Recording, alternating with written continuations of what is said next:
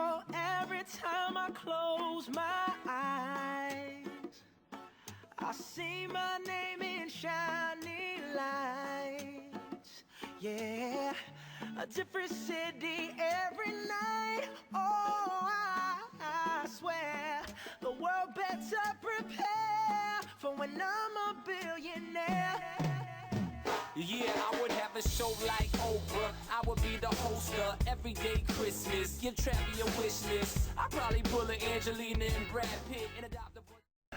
Well, welcome back. This is Ron LeGrand and the Real Estate Mentor. And this is the episode where I work with David, our retired CEO, and show him how to go locate bank-owned properties and then make offers on them and create some real prospects that we can pick one out of and hopefully get one accepted. Now, I'm going to have to work slow with Dave because he's of the older variety, but I think I can get across to him. And I think, in fact, I tell you right now, my prediction is that Dave is the first one that comes up with the deal. I just got that feeling. Maybe it's because we're both of age. We'll see. Stay tuned. Stay tuned. You do not want to miss what's coming up next. Hello and welcome back. We have David Showering. Welcome, David. Great to be here. No problem. And you're here to talk to the Real Estate Mentor and learn your lesson for today. Great. All right. Well, Dave, on the last episode, or a couple of episodes ago, I assigned you the job of going out and finding some bank-owned properties that are listed with realtors. Right. So we're going to discuss now exactly what I want you to do. And I can tell you, if you want to make a note, when you come back and see me again, I want 15 good prospects and the information on them so that we can sit here and go through them. And then your next move is going to get out there and make offers on those prospects. All right? So first of all, let's talk about what you're looking for. In fact, let's make a list of what I want you to hunt for. You're going to ride around and you're going to find properties that are listed. Now remember, the uglier they are, the better. In this part of the business, if they need work, I'm going to buy them for a smaller percentage of the purchase of the after repaired value, or ARV as we call it, ARV, than if they don't need work. In the program, Ron mentions the term ARV, or after repaired value, and this scares me a little bit because I don't know how I'm going to determine that. I don't really have any tools to do that. I'm sure he'll give me some of those tools to use. But I'm concerned that, we're going to pay money for a house. We don't know what prices are doing in today's market. Are they going up? Are they going down? And, possibly, I guess you could get into a situation where you buy a house and when you go to sell it, it's worth less than you thought it was. And then I don't know what the ramifications are of that. So that's a concern for me. So my prime prospects, and this part of the ugly house side of the business, which is where we're in now, is the houses that need the work. Because my experience tells me if they're too pretty, then occupants will buy them. And in today's market, there's so many of them out there, they can still get a good deal, but they're going to pay more than we're going to have to pay. As investors, our price is always going to be lower than owner occupants. And Ron just introduced the idea that owner occupants are willing to pay more for these houses, and that our offers are going to be low. So it just raises a little bit of a red flag to me as to how many offers we're going to have to make and whether we can actually get our lowball offers accepted. All right? So I'm looking for the properties that need more work, not less. Okay? But the truth is, in the marketplace out there right now, I have recently bought some properties that need very little work at prices that I used to pay for the extremely ugly ones. So I'll take whatever you can get if it's bank-owned and it's vacant and listed with a realtor. All right? Second, I don't want them in war zones. If you'd be afraid to go in there without a gun, we probably don't want to buy a house in there. Okay? Now, we're probably not going to buy this house. We're going to flip it wholesale and let somebody who wants to rehab it and retail it buy it from us. But keep in mind, if we'd be afraid to go in there with a gun, so would their buyer, so they're not going to want to buy in that area as well. Okay. So do you know where the really bad areas of town are that you need to stay out of? Yeah, I think I have a good idea where they are. Well, if you don't, you ask around until you do. All right? Next, actually, the longer they've been on the market, the better.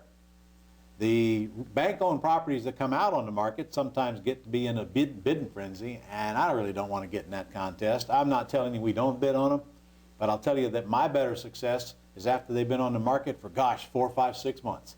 Because when they've been on the market that long, the market is played out and the bank is willing to accept a lower amount.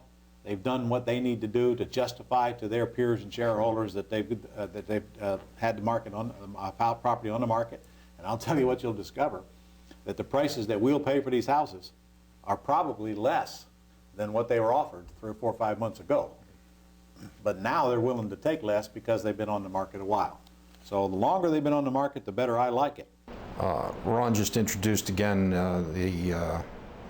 the idea of that concerns me about competition, and that's that he stated that we should be looking for things that are on the market longer, and that the nicer houses are going to get bought by homeowners, and that we can make offers on the ones that are on the market for a shorter period of time.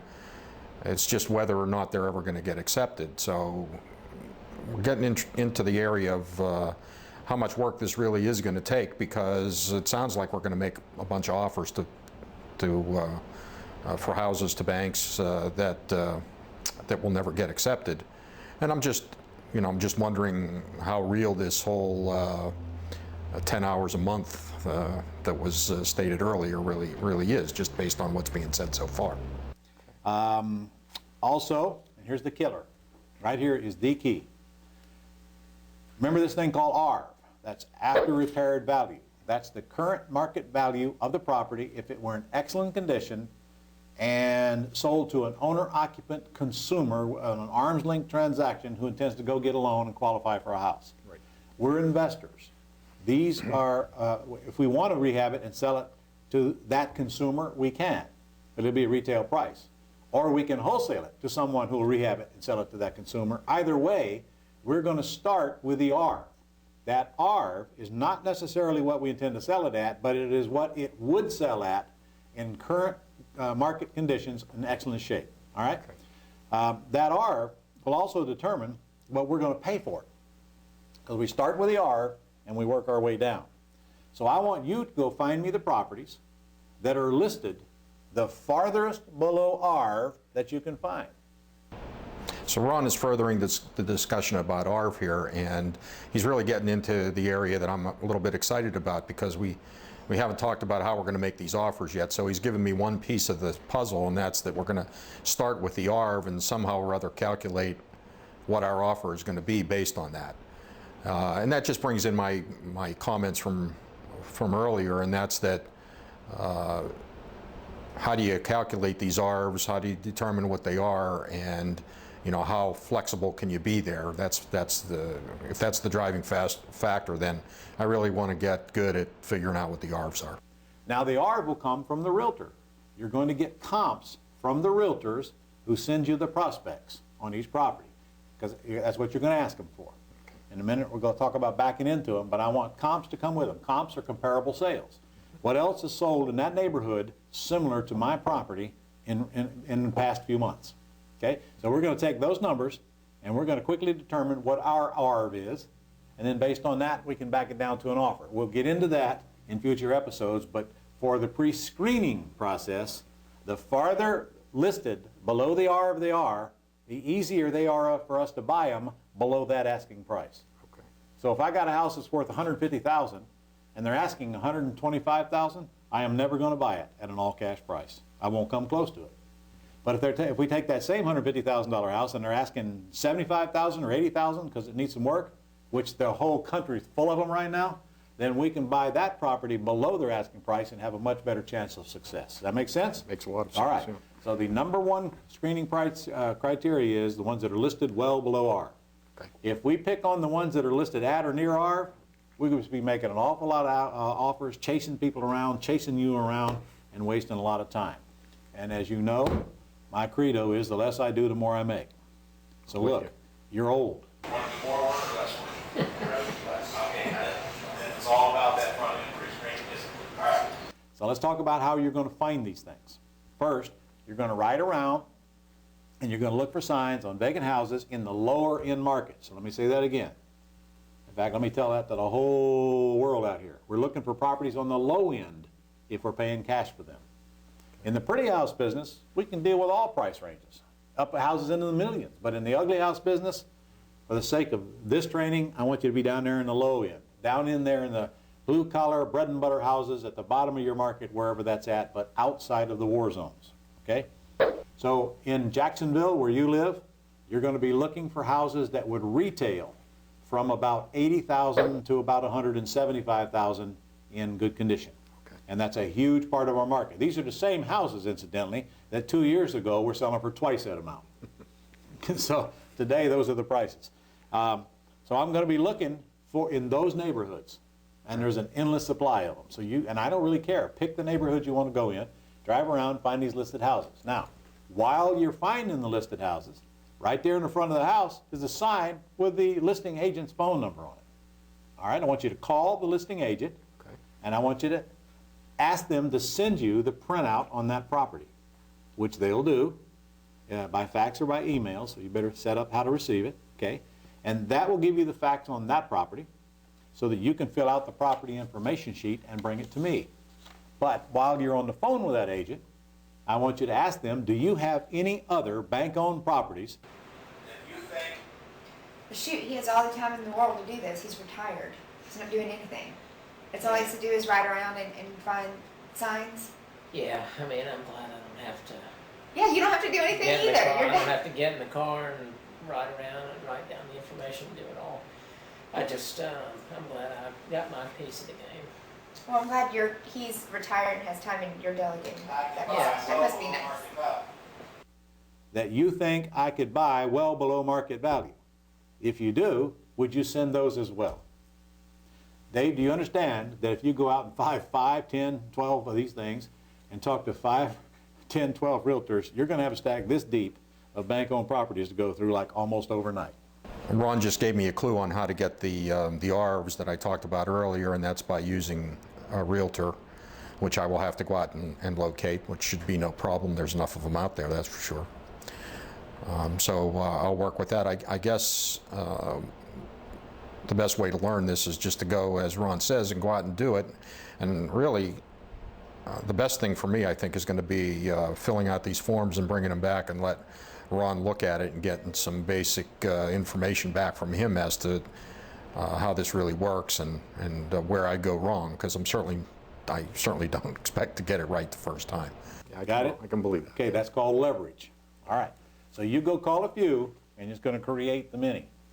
And then you're going to take that list, and again, the ones that have been on the market the longest, so make sure they tell you that, and make sure that they send comps with each one they submit you, so you don't have to worry about it. Right there's comps right in front of you. We'll talk about that on the next episode if you bring them into me to take a look at it. All right? So make a note here. Here's what I'm going to need on those comps. I'm going to need the amount it sold for, the one that sold in the area. I'm going to need the square footage, if it's available. If not, at least the number of bedrooms and baths. And I'm going to need the date it sold. Got it? Mm-hmm. I have to have that information to determine whether it's a comp or not. And I want properties the closest to mine, and they got to be sold within the last few months, and they got to be similar in size, or they're not good comps. Your realtor knows that. So when you bring me a list, it'll probably be, when you go and pull up that list, it'll be within those criteria. In fact, there's all kinds of places you can get comps from. There's a ton of websites that you can go to. In fact, I may have some in here where you can get comps from. I do. Zillow is one. RealtyTrack is one. Let me see what else I can find here. RealtyTrack.com is a good one. RealQuest.com. Zillow, there's a whole list of places that you can go. Go to Google and type in real estate comps, and there comes a bunch of websites, and just go pick one and decide which one you want to use. In fact, Google itself has got a good comp service on. All right, so pull your own comps, but make sure the realtor gets you some as well. Got it? We'll be right back after a quick commercial Wanna break. be on the cover of. All right. Now, I've got a sheet here that a student created that I'd kind of like. If you could get this in this format, this would be great, because just take a look at this thing. Okay. Up here at the top, look at here. It's got the asking price. Mm-hmm. It's got the ARV as determined by you and the realtor. And then it's got the estimated repair cost. Now, I'm gonna teach you how to estimate repairs, because you're gonna be doing it very, very quickly at lightning speed, but in my case, it's not all that important, because I can take a look at the picture of the house and tell you what it's gonna cost to fix it. Okay. Good enough, because it's not about the repairs. If we're buying them at the price we're gonna pay for them, it really doesn't matter what they need in repairs within a tolerable range. But look at this sheet. I want you to give me any comments on the house that are, you know, like for example, big ugly dogs next door, I wanna know that. All right, trashy house next door, I want to know that. Or anything you think that I need to be made aware of while you're out there, take a look at this house. All right, because you are going to go visit every single house and you're going to take a photo. So on the back, I want a photo of the house. That photo, Dave, does me more good than all the information on the front. I can take a look at the photo, I can tell whether the house is in a sellable neighborhood or sellable looking house, tell if it's got any class to it or whether it's just a box. And then So I wonder if he's gonna drive around and do that all himself, or is he gonna delegate that to people that drive around and take pictures and collect the information and fill out the sheets? Like you do? I'm not doing that. I'm not doing that stuff. I don't know. I got a J-O-B. And then I got the Google map. This map came right off of Google. It gives me the location of the property. I can pinpoint where it's located in the city. So, and then here's the comps. So right on this one page, the information about the house, the R, the repairs, and the asking, your notes, comps in the middle, Google map at the bottom, photos on the back. Perfect. That's all I need, right there, and we'll go from there. So with yellow letters, do you get all of this information already sent to you? Like everything that he has to do, this is done? I think they send out the yellow letters. They call a number at Pat Live, and they have a 10-question script Okay. that they ask the caller. Okay? All right. And then they send me that script for callback. So then I will have to call Oh, back. so you call back. Well, my Well, secretary. your secretary calls back, and then they submit photos and everything? I don't think they'll submit photos. My secretary will call, get them on the phone, and fill out the property information sheet. So we'll get the same information that, Ron's asking for, but I'm not going to have a photo. So how do you know? How do you know if it's like a good one? I think you can just tell by looking at, asking price, square footage, how far below market value they're asking, how much they owe on it, those sorts of things. Oh, You okay. can kind of see the opportunity. Okay, so you're going by the front page. Okay. Remember, we're making offers on houses. We're not going to close on them until we verify more facts. But we can't spend all of our time verifying every little thing on a house before we even make an offer. So I want 15 of these when you come back. Now, do you remember did you see the property information sheet that I showed Lauren fill out? Actually, no, I don't let me know. get it out here again. This is my ugly house cash flow system, which I think you got a copy of, do you not? I do. All right. In here, there's a property information sheet, and it's the same one that I went over with Lauren. So in case our viewers didn't see the episode with Lauren, let me just quickly show it again so they'll recognize it. If not, go back to the episode where I gave Lauren the task of going out and calling a bunch of FSBOs and get a review on this property information sheet. That's what it looks like, you'll recall it. And so you notice, there's all the information at the top. Now, when you're dealing with bank repos, there is no mortgage. So you don't have to worry about that block in the middle. But I do need to know for sure it's a bank repo, Dave. Okay. All right? Because if it's not, then I'm going to want the mortgage information. So make sure you write REO. That's real estate owned on here, or repo, and I'll know that, okay? Now the rest of these facts down here are just normal facts. Square footage, bedrooms and baths, and so forth. So I want this sheet back. I want all the stars filled in here, just as I instructed Lauren to do. And I want that attached to this, if you can get me this, all right? Sure. So I want 15 of these things. I'm going to give you 10 days. 10 days to go out and find 15 of these houses. Can you do it in that time? Yeah, I think I can do that. Okay, you sure? Absolutely. All right. Well, Wait, let's see, David, do you have any questions? Can I steal one of those? Can you steal what? One of these, so I have Yeah. a sample? Yeah, I'll give you that. All right, I'll be happy thanks. to give you that. And you've already got property information. I think sheets, I have right? those, yeah. Okay. Okay. All right. So you're gonna get me 15 of those back. Now 15 is the minimum. Okay, You can get me more. the more the better. Would you like to make money more or less? I think I'd rather have more. Faster, slower? Faster is always better. Okay, so the more prospects you bring me, better chance you got of getting more quicker. Now, our exit strategy is probably gonna be to flip this quickly to a wholesale buyer and pick up a minimum check of $10,000. Is that okay with you? That sounds great. All right. Now, I got students out there getting 10, 15, 30, 50, even $100,000 per wholesale flip. But for our first deal, our target's gonna be 10. Okay? So you get those Sounds back good. to me. We're gonna sit here, we're gonna go through them, we're gonna pick out the cream, we're gonna go make offers on a bunch of them. All right? And then we'll see what happens after that, and we'll come back to the episode after you've got your homework done, and we'll take whatever we get. Okay, All right? makes sense. Go get them. Now, is there anything else you'd like to do on that list we discussed earlier while you're doing that? You want to call some FSBOs? Probably call some FSBOs. Well, go ahead and yeah. call some FSBOs. Bring me some property information sheets. You want to call some ads, run some ads, whatever you want to do. Okay. Just remember, the more you bring in, the better chance you got of getting that check quickly. All right? All Sounds right. great. There you have it. All right. Thank you, sir. This one's Good smiling. luck. He's smiling. Yeah, they're all smiling in the beginning. But just wait. Okay. You're scaring All me. right. Well, good luck. Go out there and knock up debt. Bring me back a whole bunch of leads, and we'll get to work, make some money. I'll do that, Ron. Thank you, All Christy. right. Thank you very much. Well, he's got an advantage because he can go do it. Yeah, he has the time. All right, well, we got to catch up. We'll see. Big pile, Dave. All right. Okay.